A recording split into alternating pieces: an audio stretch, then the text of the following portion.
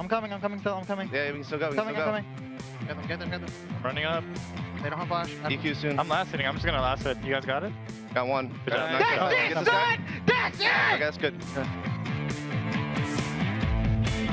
Welcome back, everyone, to Week 2 of the North American LCS Summer Split. And before we get into our next game between Team Coast and Dignitas, I'd like to welcome back Vulcan's Bloodwater to the desk. Vulcan in general, and Bloodwater, of course, specifically, congrats on that win. You guys seem to have Curse really figured out. Do you agree with that? Yes, I do agree with that, and thank you. So what exactly makes you guys so successful against this team? Honestly, we have majorly improved on our level 1s, and that gives us a really good lead in our game. So as long as we do that right, we're in it to win it. Would you mind sharing your theory behind level 1s, how you build them, what you look for? Not really. We just look at what other teams like leave exposed, I guess, and we just take advantage of it. Okay. So just about Curse specifically, since you guys do have them figured out, what about them allows you guys to beat them, like aside from level 1s? If you could like analyze Curse for us. I'm not sure, honestly. I just think our playstyle just outscales them into the late game, and as long as we survive early game against them, I think we're just fine. And what do you think allowed you to survive the early game in this game in particular? Oh, definitely the level 1 and our picks and the way we played throughout the whole game. And played really safe as well. Yeah, I noticed you guys played really, really safe overall. You had control for a while. You were ahead since probably about 10 minutes into that game, and you let it take a good long time. You won it finally at 35 minutes, but you very much took your time in making advances in that game. Why was that? We wanted to play it safe so we can get better at the game, of course. Make sure we made no mistakes. Capitalize on every buffs that they have, Dragons, Barons, and take out their vision and just use it to our advantage, and that worked out fine. So even in a match itself, you're using it as a learning experience to practice doing everything right. Yes, definitely. We're using it as a learning experience. Wow. And with this pretty good start that you guys have now had to the LCS, you're 4-2, so it's kind of just a continuation of your ending for last year. Where do you see it going from here, and what is different this season than it was last season when you joined Vulcan? I can't really predict how we're going to do in the future. I hope we're going to do well. I'm really hoping. It is what it is right now, and in the past, comparing it to right now, for last split, I think we're definitely doing better, a lot better than we were doing last split. What would you really contribute for that success? What made you guys so much better this time around? Definitely just our play style. We kind of had to change it a little bit, and we improved on a lot of major mistakes that we had in the past, and right now most of that is gone, so that's really good. Could you share with us some of those adaptations? Late game and communication in the game as well. Call making plays and just level 1s, I guess. Okay. General answers is the name of it. Pretty general. Trying to stay so particular. And is that actually kind of how Vulcan plays? Are you guys very meticulous about the way you're planning the game? Or saying, okay, if we get to late game, we're there? Or are there more specific things you guys are doing that you're just keeping on the down low? Definitely just aiming for our main goal late game. All right. So late game focused team. So then talk to me about what you do then. Like if you're in Curse's shoes, go back into the game and you're in Curse's shoes where you seem like a very early game focused team, right? Curse's line, a very early game focused, a lot of diving, and you get behind early. What do you do to turn those kinds of games around? If I were to be in Curse's shoes, I would have probably tried to make plays, pink ward a lot, maybe get on the early oracles, and try to make plays and catch people that are out of position. That's the only chance. That's the only thing they could have done, honestly. So from the very beginning of the game, then do you think you had them just figured out because the champs like finishes and you're like, oh, we've got Tristana, we've got all this great late game, just don't screw up, we're good? Pretty much. That's how it works with Vulcan. Oh, some really confident play. Yeah, moving on to the rest of the league, actually, were you able to catch any of the Cloud9 versus COG game earlier? I came in when it was about 35 minutes in, and it was pretty interesting. It went to late game, of course, and that did not surprise me at all. What were some of the things that you sort of picked up from that game? Either things you learned about the other teams or things that surprised you or anything like that? One thing I noticed was the Janet pick against Kennen just to counter it with the ults, and that was about it. Double Lift really outscaled Ezreal, sneaky, and that's pretty much why C9 lost the game, I feel. So let's actually go back and talk about the league some more then for you guys, because you're off to a great start here, right? Again, top 3 last split. You're top 2 right now, tied for 2nd place. How far is this going? Will you overtake first? Are you going to just be a podium finisher? Where's Vulcan going from here? Definitely Vulcan's aiming to be first, top 1, and we're going to do our best to achieve that in our future. Is it too early to start thinking about Worlds? I hope not. We've been thinking about it, and Okay. we have our hopes up. What are the things that might block you to get there? Well, definitely not making it to top 2 in this split. That's all we need right now. That's our goal. So then when you start facing international competition, have you already started scouting opponents? Are there regions or teams you're worried about? Not yet. We do watch international games, but right now we're just focusing on LCS. Now, do you believe at all in the kind of Cloud9 moniker that they had last week where they're saying, hey, we just watched the Korean All-Star team and try to mimic what they were doing because they think they're playing the game better? Or do you have a different mindset than they do? I think the Koreans, they're really good at the game. They have most of it figured out, and they're going to keep on progressing with it.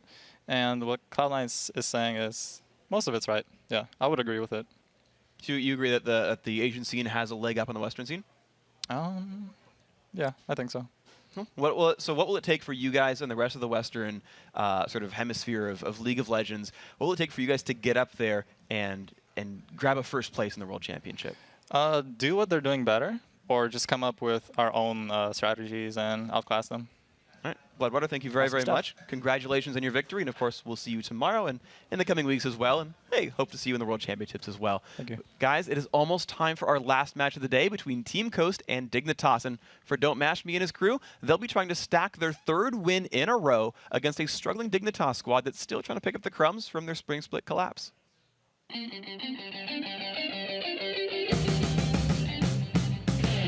They were doing so well week 1 to 8 last season.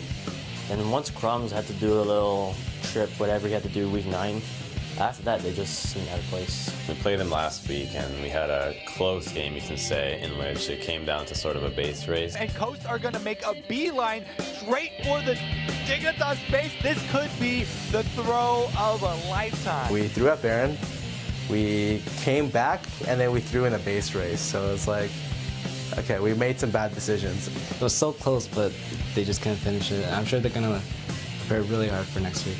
They definitely want to win, especially when you beat a team. Next time you always want to like get a revenge match. I guess we're going to just go in with pretty much maybe a little different strategy, but they're going to come back with a vengeance, and we'll just have to be prepared. And we'll see just how much vengeance Scarra and crew will be getting in our 4th match of the day, Team Coast versus Dignitas. Now, for Coast, a win today would make it 3 in a row, plus a playoff victory against Dignitas. And Team Coast, much like the last game between Curse and Vulcan, Team Coast has had Dig's number. But last week's match was the closest of all the games that they've played against each other, ending with some incredible throws and a race to the base. Any of the respawns, only DayDreamin up right now. Flashes in for the silence, gets knocked up for the enemy team, and it's now the exposed Nexus at this point. Crumbz so low on health. Here comes Crumbz. Let's go. Can we end? Yes, and no. Go. Scarra and Patoy are alive, and here comes the counterattack. This could be the throw of a lifetime. Can Coast do it? Patoy CCing everyone, and here comes KIWIKID. AD carries balls down. They go for the Nexus. They get it. Coast turns it around and grabs the win. One of the closest games that we've seen in a long time. And after Dignitas' epic game of throws, they'll find themselves at 2-3 to start the summer split. And that was another example of Dignitas' struggle to finish out games. They haven't been able to win the close matches all season long across both splits. During the middle of the spring split, Dignitas was getting their wins in blowouts. But when the games got closer during the end of the split and the playoffs for them, Dignitas started struggling. And Dignitas wasn't really able to fix this problem during the break because this manifested itself again last week. They either won by a landslide, like they did against Team Solo Mid, or they couldn't close out the late game as they had in that loss against Coast. And when Dignitas has struggled to lock down those close games, Team Coast has continued to pick up their game. They've lived up to that 2nd place playoff run. Yeah, Team Coast not only beat Dig in week 1, they also beat CLG and Vulcan. And then their only 2 losses were against Team Solo Mid and the #1 seed in the LCS right now, Cloud9. In particular, Shiphtur has really stepped up in the mid lane for this team. His solo lane play throughout the entire first week, considering he's sort of like a new addition for them here in the 2nd split, was very impressive. So a lot of impressive players here on both lineups. So let's check out who's starting up here on the blue and red side. On blue, it is Team Coast. ZionSpartan in the top lane, Nintendude in the jungle. Shiphtur, just talked about him in that mid lane. DontMashMe and AD carry, and DayDreamin on support. And in the red corner, it is, of course, Dignitas, with KIWIKID in the top lane, Crumbz in the jungle, Scarra in the mid lane. I'm Imaqtpie on AD carry, and, of course, Patoy on support. So guys, before we get into Champion Select, I want to see who you think is going to win this match. According to LOLesports.com, 55% of you guys think that Dignitas, surprising a lot of people, is going to come out on top. And this is swinging a long ways from the playoff vote we had between Dignitas. And when they were at Good Game University, I believe that was an 80 or an 85% Dignitas side. OEB times have changed right now because these teams are back in action against each other. It's been Coast having Dignitas' number, but Dignitas has been a team who's been able to bounce back from a lot of adversity, specifically even just the beginning of the spring split, because they had a very rough first week, which is what a lot of people forget about. Then they went on a 10-game winning streak and got first place in the LCS for a short time. Sure, they went 0-2 to 10-2. I mean, that takes a lot of skill. And then this time, they're at 2-3, which is a disappointment to most Dignitas fans, and people are like, man, come on, Dignitas, bring it together. But maybe they will. Maybe week 2 is the only transition they need. That's just what happens for them. They just need 1 week to get in the saddle and say, yeah, we know how this goes. Let's keep it up. And, of course, the entire LCS story, I think, has been one, really in all the regions, I think, of teams starting out a little shaky, some early leaders, and then the other teams just flipping it up and saying, no, you know, GGU from last split, Vulcan from last split, even Dignitas, you know, counting week 1. And they say, no, we're actually going to do really, really well. And then now you're here where suddenly the heavy favorites are falling down and the new guard is coming up, and they're going to keep switching around. And who are the heavy favorites nowadays? Because we have teams like Counterlogic Gaming who have given Cloud9 their only loss of the season and Velocity their only win of the season. Yeah. So what's actually happening right now? Because all these teams are beating each other. If that's not parity right now in North America, I don't really know what is. It was so cool to just come through and just start that first week. Because, you know, you compare again to the spring split, and it's like, man, some teams didn't get their first win for like 3 weeks. Whereas like the first day, everyone got their first win, and except for Cloud9, everyone got their first loss as well. And so seeing the level of competition rise in North America in general, having so many good top teams competing, it helps the teams practice against each other because there's so many good partners out there. There's so many strategies to look at, so many champions to look at, and styles to learn from or emulate or counter. And especially for Team Coast now, all of them have graduated high school. So no more distractions from that. ZionSpartan missed a day during Super Week. Turned out to only be 1 game, as they had Jinte actually coming back and subbing in for them. So GGU, not GGU, Team Coast, former GGU, now Team Coast, is on a path to really good things, because even though they've pulled even now, the paths have to like intersect or change or collide with each other if we don't want Coast just coasting past Dignitas in the standings, because really Dignitas has got to pick it back up like they did early in the first split. Well, let's see if they can pick it up here. Champion Select has begun, and the game is afoot. Zach just being dropped away from Crumbz. There's been I feel like a lot of respect bans against the junglers more and more this split so far. I also think that has something to do with the unfamiliarity with the jungle changes. There's a lot of stuff that people have seen a couple times be really successful, and they don't want to risk it. So everyone knows, obviously, Nunu can be a crazy counter jungle. And there is an incredibly large impact of buff steals early on in the game. So that's why we're banning out Nunu. But the rest of it, I can't really be too sure about. All right, well, we'll see what they end up doing in the game. Of course, ZionSpartan on Coast. We talk about some of the strategies being top laner will carry us. They're giving him a big playmaker there, ZionSpartan on Jayce. And I guess because of the added importance on the jungle bans, he got the Jayce, man. Yeah. ZionSpartan was the guy who pulled all the Jayce ban trends starting in North America. That's true. He was dominating with it near the end of the spring split. And now we're 6 or 7 weeks later. Everybody knows about Jayce at this point, and he still gets it because of the jungle changes, in my opinion. And it's fun to watch which guys excel on it and which don't. Nian, right, new to the top lane and just completely dominating on that. Maybe some familiarity there being a ranged AD champion, but the guys who excel on Jayce make it look easy. They hit the skill shots, they dunk people down, and they 1v2 at the end of the game. But of course, Dignitas have locked in their own champions here. A lot of melee kind of jump in on you. They got Lee Sin and Zed in there for some scrapping. That's already a pretty big assassin line, and I wonder if Coast is going to try to bring any disengage or cannon-like things to be able to stop dives coming through, because he's been picked up tons of impact last week in the 3.7 patch play, along with Kha'Zix. Kha'Zix, the reason we're not seeing him that much is he was radically changed in the last patch, and I think a lot of people haven't been able to catch up on that. If you haven't known about it, go read the 3.8 patch notes. It's what you guys have been playing on live for quite a while, but that's why Kha'Zix isn't so dominating picked or banned thus far. We'll see if people end up bringing that back in there as well and saying, you know, actually, yeah, he's just like we remember. We're happy to go for this one. But no stranger to seeing some familiar picks here. The jungle, I'm an assumed jungle Elise. It is Nintendude after all. Shiphtur on the Ezreal. These guys are picking up champions that we've seen quite a bit before. Yeah. Imaqtpie going back on Draven is a return to dominance if he's hoping for it, because he was so good on Draven early in the spring split. And the Thresh from Patoy is something that we actually haven't been seeing getting through to him that often. Oftentimes, Patoy would go for supports like Zyra or even Alistar, but this time he does have the Thresh play going in, and I like this for Dignitas. While it's very aggressive, it's another one of those kind of like the comp Curse picked, but not as tanky when they dive in, but a very much win the lane composition, which is what Dignitas has done in the past when they win games.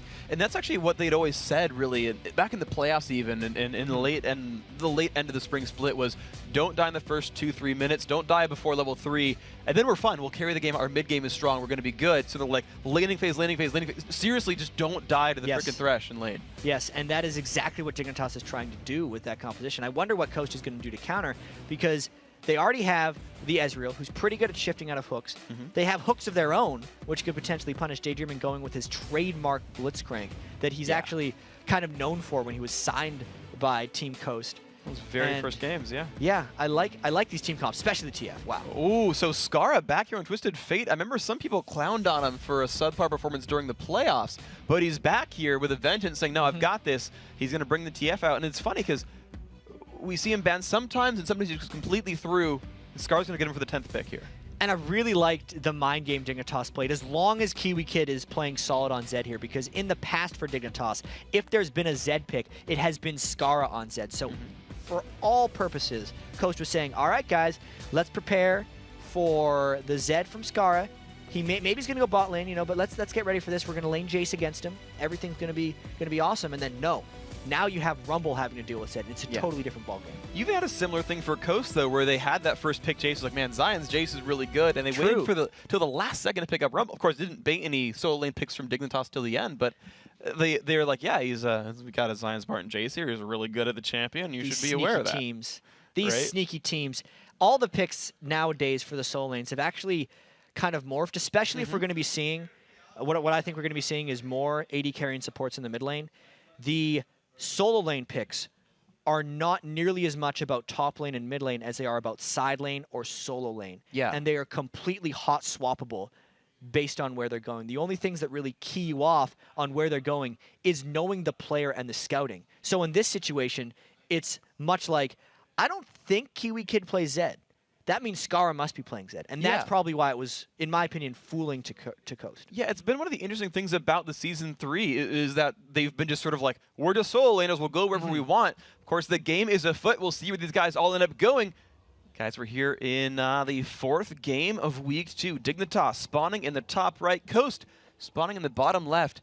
We'll see where these guys end up going. You talked about, the scouting of the players and where they tend to go. I feel like Scarra goes bottom for Dignitas like 90% of their games. Yeah, I think I remember seeing some stats somewhere, totally unverified. Yeah, sure. But I think Dignitas does more lane swapping versus where the two-man lane goes mid more than other teams. So they'll send Imaqtpie and Patoy mid more than most other teams would, and that's why Scarra spends so much time in the side lanes. All right, now a lot of invading coming in from Coast, though, putting the word down on the race. Of course, that was pinged out. Dignitas doing the same. For what it's worth, though, no one from Coast saw Patoy put that ward down. Potentially a little bit of vision advantage. Patoy putting a lot of wards down. Got one on the double golems, got one on the lizard camp as well. Yeah, they're really wanting some control over that red buff. And I'm thinking Dignitas is going to be running Thresh in the mid lane so that Patoy can help with invades down on the red side of the jungle. I don't know where NintendudeX is going to start. This could be a very interesting level 1 by Dignitas. I think they have something planned. Remember, Dig was the team that did a double red buff and blue buff steal against Cloud9 in Week 1, so they are very willing to make aggressive buff steal plays at level 1. And they just made a play right here to sweep out some of the vision on their Wraith camp, which really means there's only 2 wards now on the map total for Coast, and they're both from the top side. If Dig does go to that lizard side enemy jungle, that will be in the darkness.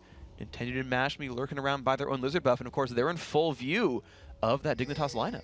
But just out of random luck or maybe prediction, if Coast just takes this red while Crumbz is taking his red, this essentially invalidates the Dignitas ward. So even though Dignitas will know where NintendudeX is going and know the general direction of where the AD carry and support are going, it doesn't enable any counter jungling from Crumbz. It doesn't really give any immediate advantages to Dignitas.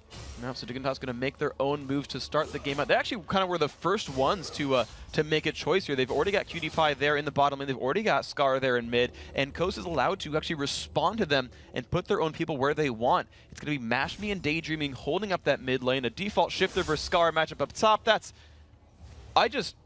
common stuff. Wait, KIWIKID's on TF. Am I just that dumb that I didn't notice that before? I think we both missed this entirely, Freak. Scarra was on Zed. Jet, we got it. We got it. Good job, man. Predictors of everything, intentional or not. So this is neat. I wonder how KIWIKID's going to deal with this, because this is a total disregard for mid lane, top lane disparity.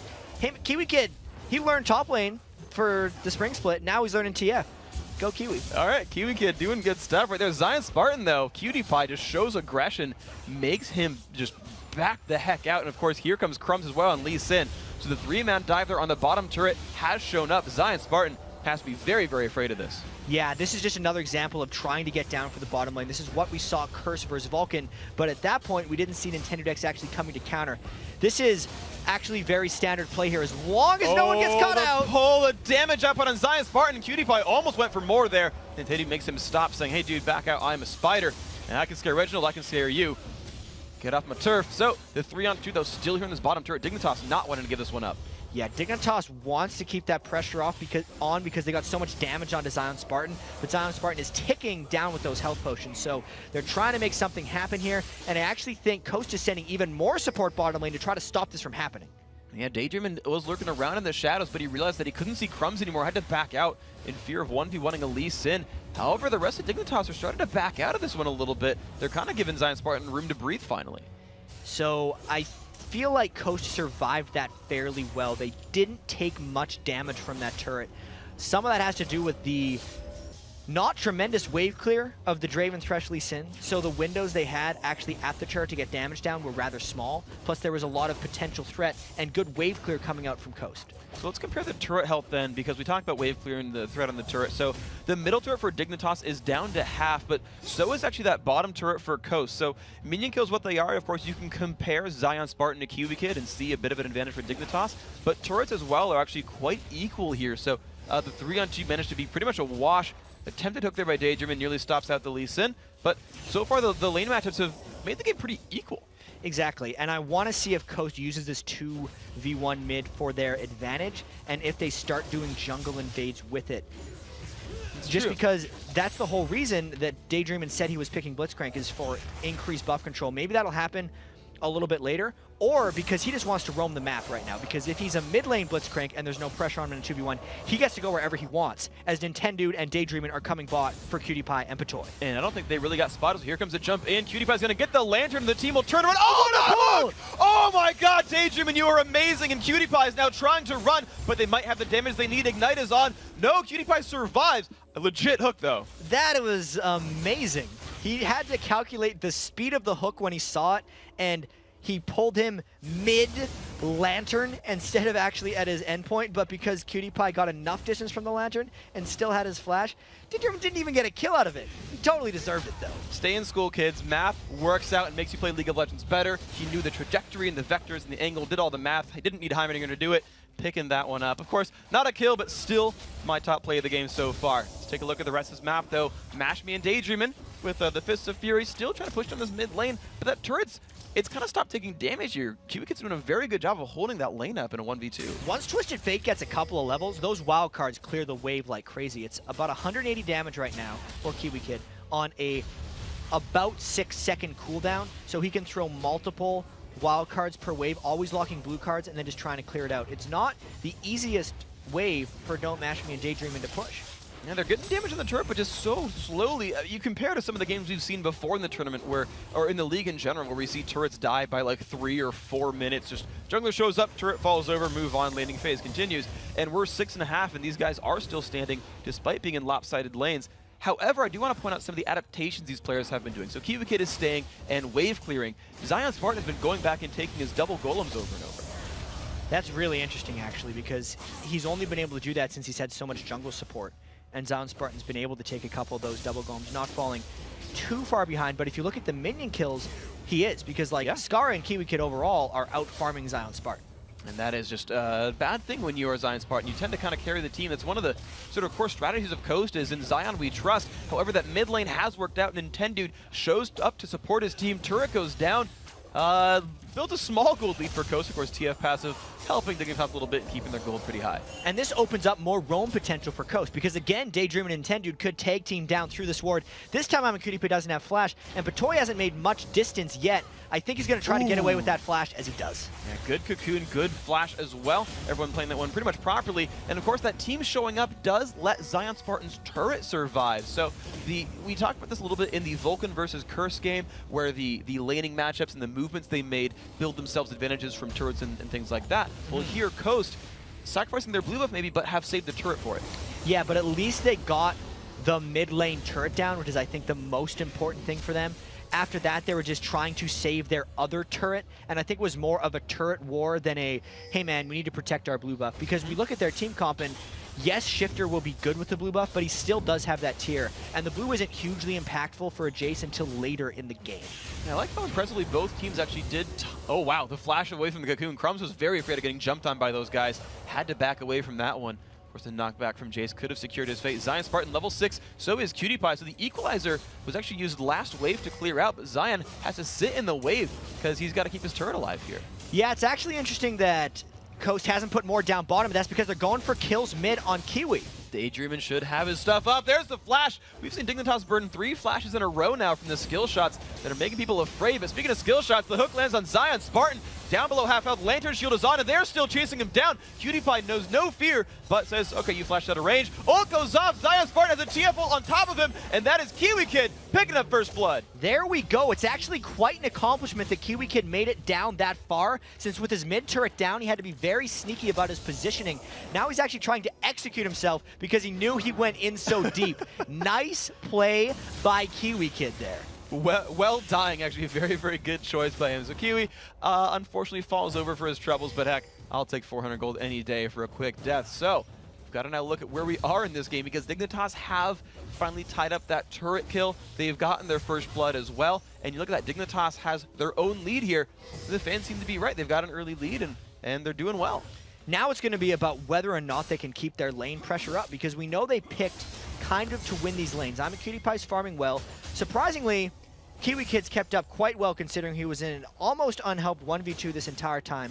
And then Scarra versus Jayce is something we unfortunately never get to watch in LCS games because the top lane matchup is usually so isolated. We just kind of look up there and be like, oh yeah, that's going even right there. And that's exactly what Scarra and Shiphtur have been doing up there. It'll be about what happens when Scarra and Shiphtur join the fight. So let's see what kind of impact they can have. Of course, the ultimate is back available here for Rumble. The blue buff getting taken as well by Dignitas. KIWIKID getting himself a blue buff. I feel like it's a foreign concept for a top laner. I get blue buffs? Oh my gosh, this is so nice. I have cooldown reduction. So happy about that one. And Twisted Fate lost his cooldown reduction in patch 3.7, actually. He no longer gets CDR just for leveling up his E, which is actually going to make the blue buff a lot more important for KIWIKID. 75 seconds left on his Twisted Fate ultimate, as you can see in the bottom left corner there. And that will most likely be used in conjunction with a dragon play if Dignitas wants to make a move down there. So speaking of dragon plays, then, the top laner have been sitting there for a long time. When do they say, yeah, guys, we should group with the team and take objectives versus let's stay top lane for a while? I think they're just going to stay top lane for a while, because there's not enough overall turrets down in the game, and there's actually so much importance in getting ahead in this turret race that as soon as a top laner leaves, I feel like the other team will kind of turtle out a little bit and just let the top turret, the top turret will just get taken. Both Zed and Jayce push turrets very quickly, and they're just going to stay away from that game. I feel like they're going to let the rest of the map play 4v4. Hook lands on DayDreamin. So much burst damage comes across. Day's going to fall down, but here comes a counter engage from Nintendude. Puts some pain on a Patoy, has to repel up in the air, but he's about to get gold carded by a Kiwi. No, actually, sorry, he goes to the Wraith camp down below. He's safe right there. But a 1-0, and now Dignitas, they're going to want to keep on moving forward. An Arcane Shift from DontMashMe. The rest of the team grouping back up. And here comes Scarra from around the back. He's going to jump in. DontMashMe is going to fall the heck over. Nintendude forced to run away as well. The Draven bleed might just take him down. It actually does. And here comes the jump back in. KIWIKID's going to take down by Shiphtur. Zion's going to come back. Of course, has burned the equalizer 2 for 2 so far. Patoy getting lit on fire. Another kill picked up. So everything really started when Patoy landed the hook and got the kill onto DayDreamin, but Dignitas burned a lot to just get the kill on a support.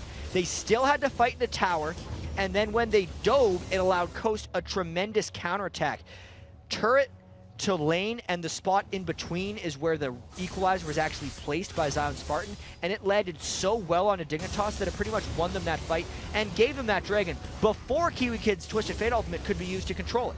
So a great setup here, and of course, Coast picking up the kills at the end of that fight gives them the numbers advantage. That dragon is theirs. The Destiny was actually used, but they might just find an opening. The hook! Nice hook! At the spawn on KIWIKID. This is not good. The True Shot Barrage will not land, but ZionSpartan gets a free kill. Scarra will turn that one back, though, 1 for 1. I could be wrong here. Unless was KIWIKID porting? You should be able to tell me this.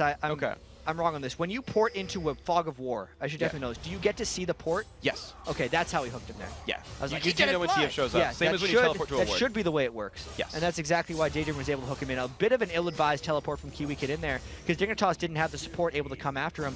Really, I guess, giving up the dragon and the kill, but still somehow having a goal lead at the end of it. So Dignitas, that TF pass is definitely helping a little bit. Ooh, nice attempt there on Nintendo. He has to repel into the air. Was afraid for his life. And you know, games like this are so fun to watch, though, because you've seen basically a lot of really cool individual plays pretty much the entire time through, right? Just stupidly good clutch hooks from DayDreamin, flash dodges the whole way through. Pretty much everyone has been dodging skill shots that otherwise would have landed onto them, and just a lot of great plays back and forth. The team fights are hectic, too. It's one of the games you really like to watch at League of Legends. Yeah, this is a very close game, as these guys had a very close game last week as well. Yeah. Maybe we'll get another base race. Who knows? Right now, because Dignitas is trying to crush these lanes. They're trying to put the pressure on, and it's just a matter of if they can get there. Crumbz is just going to knock Shiphtur into the wall, and the burst comes across. Goodbye, Shiphtur. Can't do enough damage. True Shot Barrage almost makes Crumbz regret that decision, but he's going to be just fine. The wave clear comes out. Great pickup there for Dignitas. Yeah, that was smart by Crumbz to tank the turret right off the bat, since he's rushed that Spirit of the Ancient Golem, such a beefy tank item. All the Lee Sins today have been rushing that item, as opposed to the Aegis or the Locker of the Iron Solar we saw out of a lot of the other ones. Oh, KIWIKID's going to look for a little bit of pain against ZionSpartan. Gets the stun inside of the turret range, and Zion, with just one turret shot to the left, gets out of range. The 1v1 fight going in Coast's favor. And this game is getting a little hard to keep track of. These guys are fighting everywhere, from top to bottom.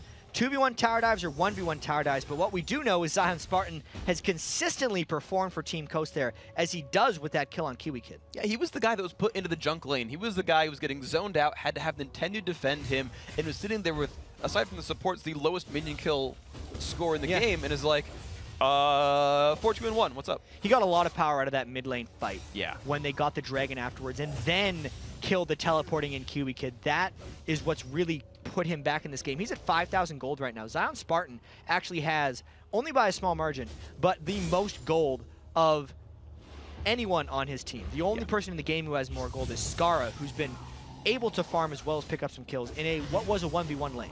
So great job then. ZionSpartan keeping his team afloat.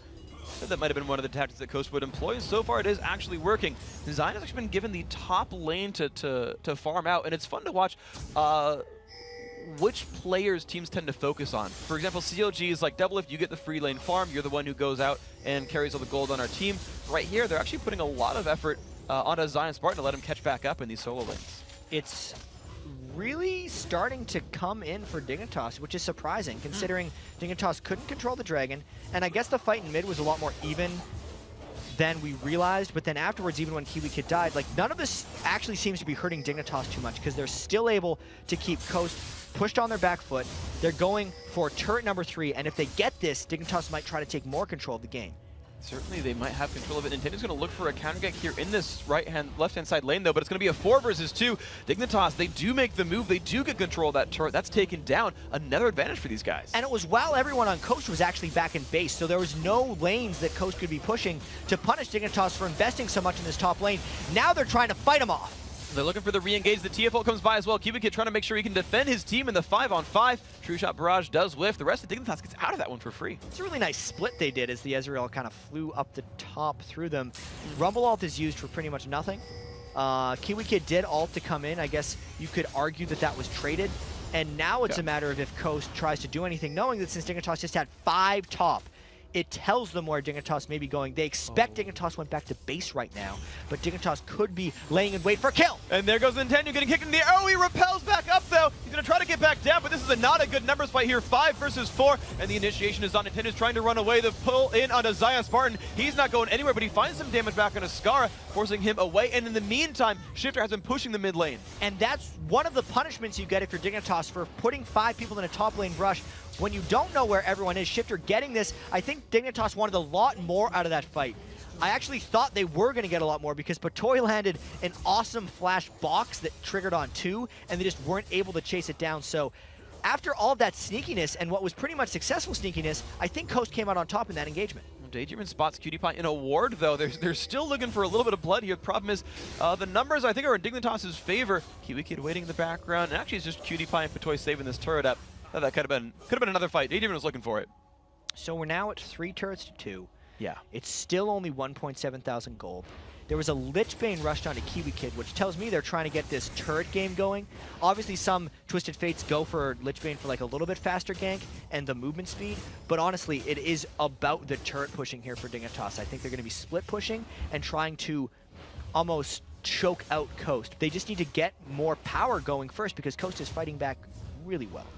Yeah, the difference in strategy though feels like a bit of a new look for Dignitas. Though we know we talked about their old end game being the tri-lane split push, where they got ahead early and were like, just sit in your lanes, farm it up, and we'll just start getting ahead in our gold and be fine. But the heavy emphasis on actual objective control though is a little bit different.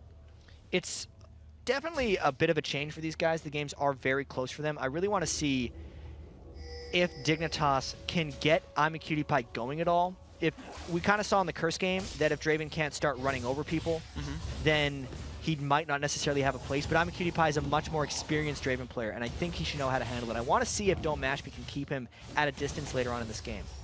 Draven running at you with crazy spinning axes might just be a little bit scary. So, Coast looking for what their openings are. They've been, as you say, kind of on the back foot a little bit this one. Dignitas have been making the openings. 3, actually, for what it's worth, the split push that Shiphtur managed to pull through a little while ago did make the turret lead 3-3, but here comes Dragon, here comes Dignitas' next move on the map. Yeah, and this could be because they saw Shiphtur trying to push out that really shoved minion wave over in the bottom, and I believe Crumbz should just get that, but he gets pulled afterwards by DayDreamin. Oh, it just jumps right back across, though. The cocoon could not quite land from Nintendude, so they get away from this one safely. DayDreamin this time around not getting the Blitzcrank rocket grab steal, but nice attempt anyway. Dig still. They pick up an objective. Yeah, so good control by them. It's what they've been able to continue doing throughout pretty much this entire game. And even though Coast has been counterplaying them very well, I see Dignitas coming up. It's so crazy that we see a game that's 3 turrets to 3 because the whole map is open. And you can see that spread right now as Coast is trying to push up mid lane. Blowing ults, actually, Dignitas is to clear the wave. Attempted rocket grab there as well. So it's ZionSpartan saying, we know we can't shove in your base too very easily. We do need to send someone back to defend that Scarra split push because that's something we're worried about. So it's this crazy game of like aggression in different parts of the map. They're playing the whole playing field really aggressively, every one of these teams. I want to see if Scarra can take out ZionSpartan here because ZionSpartan has not went for any kind of Seeker's Arm Guard item or any kind of real Zed defense aside from that one cloth armor. So if Scarra could get a jump on him, he could really make a play down there since he's completely isolated while everyone else is playing 4v4. So let's see where Scarra ends up going with this one. He's going to steal the red buff away, and of course ZionSpartan is not going to sniff him out. That duel, I feel like that duel is going to be better for Scarra in general. The hook comes across, only lands onto a minion though. KIWIKID was stunned. Could have maybe waited for that one around here. Here we go, the 4v4 still looking like it in the mid lane. Dignitas the one to look for moves. There's going to jump on ZionSpartan. The stun's going to come across. I don't think that Rumble is going anywhere. Great move there by Dig. They just find another opening. And I really like how they punished NintendudeX and DayDreamin for the missed opportunity there because when Coast put themselves into Dignitas' red jungle, they gave Dignitas, specifically KIWIKID, enough distance so that he would be in ultimate range of ZionSpartan to pull off that kill. Map movement at its greatest. Great capitalization there, knowing what the opponents could do and making your own choices. That's really what we like to see in these top teams where they play to make things happen. They play to jump in there, find the openings and force things down to their opponents, make sure they don't miss any opportunities here. So Coast, they've got the respawn. ZionSpartan is back on the map, but of course Scarra is just still pushing that bottom lane. We talked about him a while ago, how he had the most gold in the game, and he's still got that title. 8,900, now 9,000 gold on him. No one in the game even has 8,000 gold. Scarra is by far the most massive champion here. And I wonder if Dignitas is going to continue split pushing with him, or if they're going to try to find some fights with him, because if you remove Scarra from the equation, and assuming ZionSpartan can somehow fight Scarra in that side lane, that 3,000 gold advantage by Dignitas, since, as you said, Scarra is 2,000 gold ahead of everyone on Coast, in the 4v4 sense, Coast will only be 1,000 gold down. Yeah. And the fight could actually be very close. So I think that unless Scarra can kill in 1v1 situations, Dignitas has to find ways to either do more Twisted Fate ganks or fight 5v5. So we'll see what they do with this one, because Scarra is still running to that bottom lane, and heck, maybe they do a Vulcan where they're just like, incremental advantage, incremental advantage, incremental advantage. 35 minutes in, all right, we'll kill your Nexus. See what the game plan is for these Dignitas boys, because Coast right here are just trying to hold on and look for their openings. They've tossed out hooks, they've tossed out cocoons. They haven't necessarily always landed them. Really, they've looked to make plays. They haven't found the plays. Exactly, and they found a couple. They look a couple, but they couldn't execute. They're really hoping DayDreamin can get a hook onto Imaqtpie at some point, or KIWIKID. Either one of those would work for them. If they get that, they can make a power play off of Scarra not being there. But as long as Dignitas continues to avoid those hooks, as long as they keep their wards up and just kind of run into smart places, they're going to be fine. Well, Coast have a chance for a small 5v3 right here. They just sent KIWIKID back. He's going to go for it right. Ooh, Crumbz hops to a ward and forced everyone to run the heck back. Nearly getting that fight there for Coast. And ZionSpartan, you talk about the 1v1 potential. Scarra, I think he's going to get this one. Oh my gosh, just gets kills. And this is huge for Dignitas, because now Coast has another man just sucked down towards him, as well as shoving minion waves that Ezreal just tried to burn down bottom lane. Scarra's going to have pressure on that bottom turret. Dignitas is going to push out mid and bottom. They're doing the tri-lane push. There we go, that tri-lane push. KIWIKID's up in the top lane. He's been there a lot. The flash got a KIWIKID though. There comes the lantern, pulls him to the side, and that is a great save by Patoy. And of course, Scarra in the bottom lane. This turret is his. Dignitas is ready for it. That was the counter pull. He got pulled in and then just rolled the lantern back out. That continues Dignitas's turret assault here. Really well done. The one play there gives them 2 turrets. Oh my gosh, and KIWIKID, of course, sorry, Cutie-Pie just still here at this mid lane. The tri-push, of course, continuing. And Dignitas have just continually made such great moves here. Though Steel on blue looks to be coming up as well. Crumbz is going to make that one happen. Cutie-Pie is alone and doesn't even care. Well, he's already survived a hook. Yeah. He can survive another one. Cutie-Pie lives dangerously as he's going for that last whisper right now. 8,000 gold on him to 7,700 of DontMashMe. And DontMashMe's actually went for the slow progression Blue Ezreal build, where he starts with the Bloodthirster instead of the Spirit of the Lizard Elder. You add about 1,000 gold to that build before you hit the point where you really want with the Iceborne Gauntlets and the Mirror Mana, plus the last Whisper. And since Coast isn't ahead of Dignitas, they're actually 6,000 gold behind them. Oh gosh.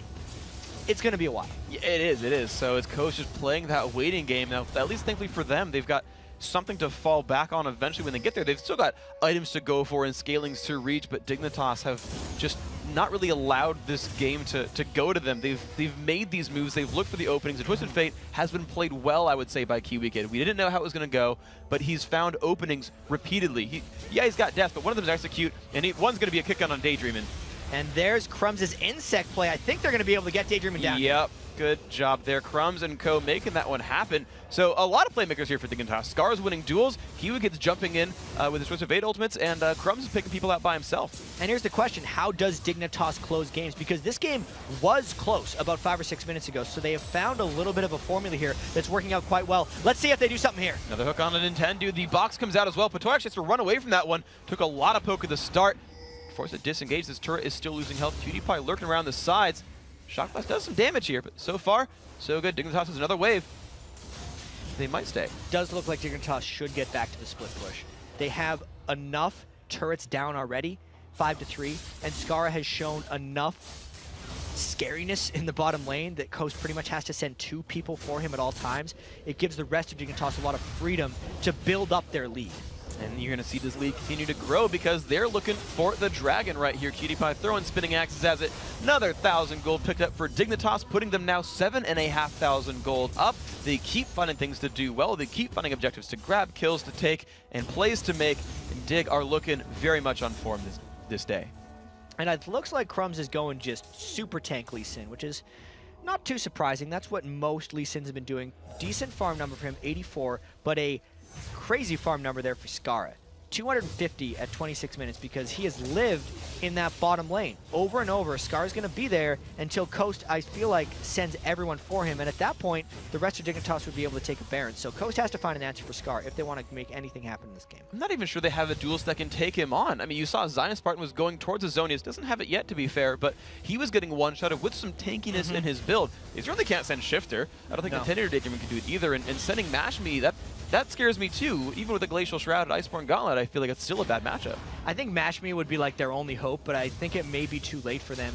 What they're doing instead is they're saying, we're going to race Scarra to our inhibitor turrets as they're forcing down in this middle turret. Let's see if they can get it before Dignitas counterattacks. It is a 5v4. They get some initiative onto Crumbz. The damage output is there. They are trying to pop him down. The Lantern comes across. 1-0. The flash is away from the hook, but they find KIWIKID as well. They found 2 kills. KIWIKID taking pain, but he's going to find ZionSpartan. Look at the damage from those axes. We watch Scarra in the bottom corner is taking down the inhibitor turret, but the inhibitor itself has been taken down by Coast. Yeah, and I feel like Coast is trying to go for more here, but Scarra's on his way back. I don't think Coast can do this one. They're running out of minions, but that turret is running out of health, down below half HP. Lantern comes across, but Patoy wants something to happen, and KIWIKID doesn't want to click the Lantern because KIWIKID does not care. He's going to kill minions instead. Scarra just might find an opening, though. I feel like that was one of those scary lanterns to ride because you don't really know where it's going. I actually think it was the right call of KIWIKID not to click that lantern from Patoy because I think it could have led to the death of him. Yeah. But that was a really good play by Coast. They killed an inhibitor. Even though they lost their inhibitor turret, that was their answer for dealing with Scarra. Now anytime Scarra goes bottom lane, at least in the next recent future, there's going to be super minions pushing up the mid.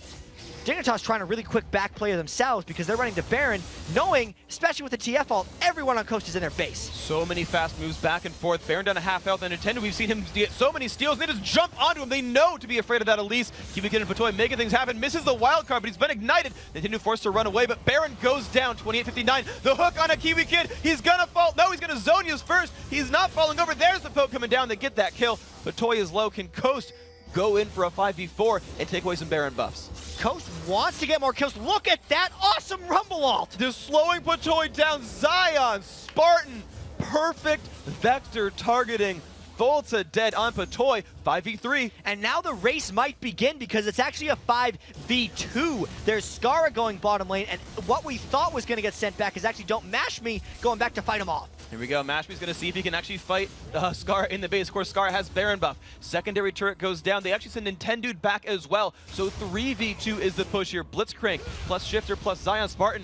DayDreamin spots Crumbz off on the side. No, actually the push will not continue because everyone is respawning back. Inhibitor goes down. The Nintendo wants to jump in onto Scarra. Can he do the damage? There is a stun, and he's going to keep looking for some pain right here. The Ezreal's going to whiff. Nintendo's not in a good place. Flash in from Scarra, and Scarra picks another dual kill and still walks out with style. He almost killed DontMashMe as well. So that is Scarra just manning up. And at this point, it's Scarra versus the world. He's so farmed on Zed and such a large part of Dignitas' lead. Scarra's got 13,000 gold right now. That's 2.4k more than anyone else on his team.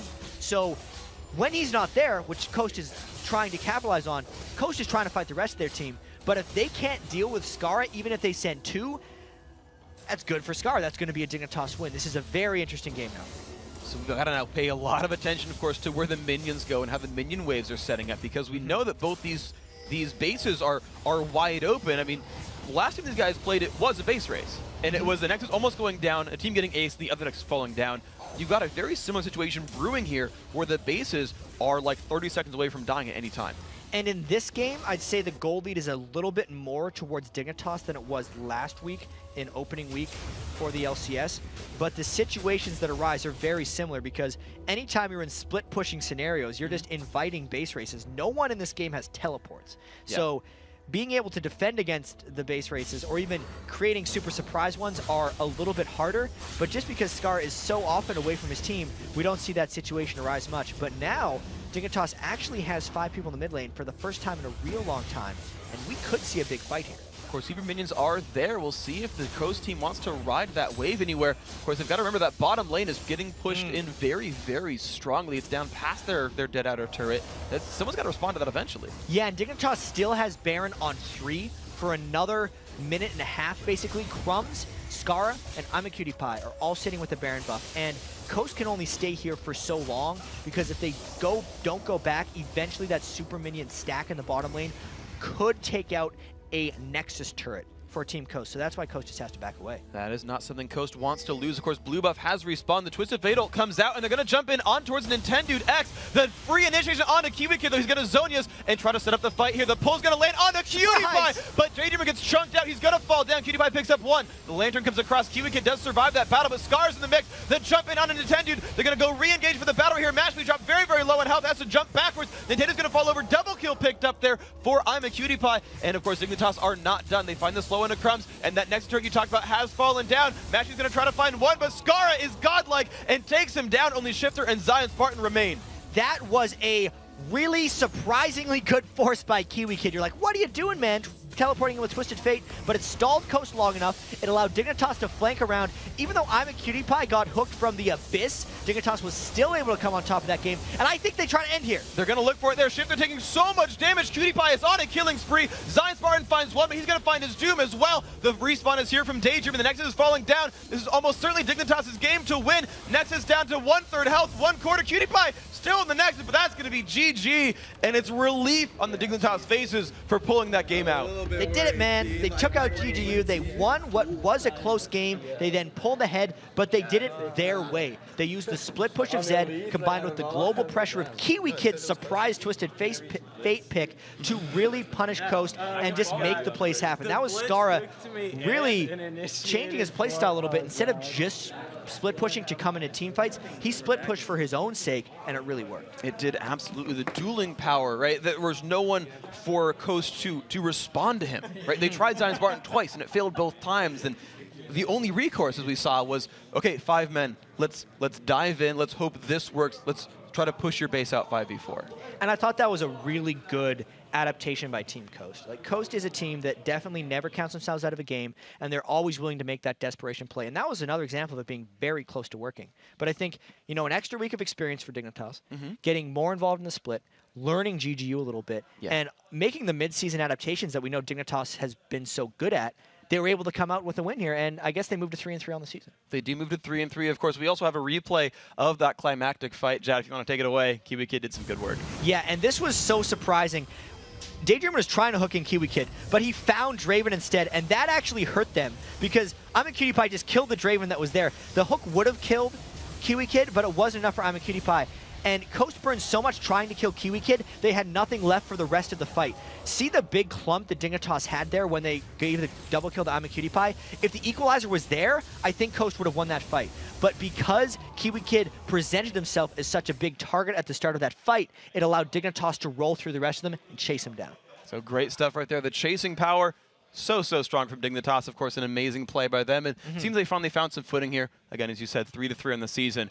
Now, coming up, guys, we're going to be joined by Dignitas' Imaqtpie and Patoy. Then we'll break down all the action and update the standings after today's games.